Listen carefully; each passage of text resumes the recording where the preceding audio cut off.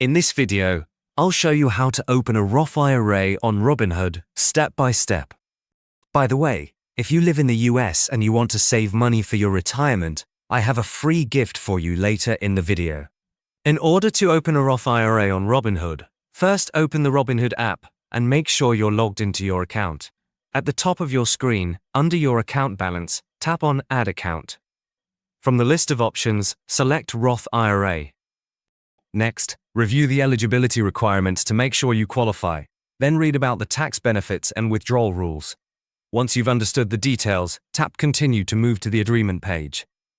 Carefully review the terms and confirm that you agree.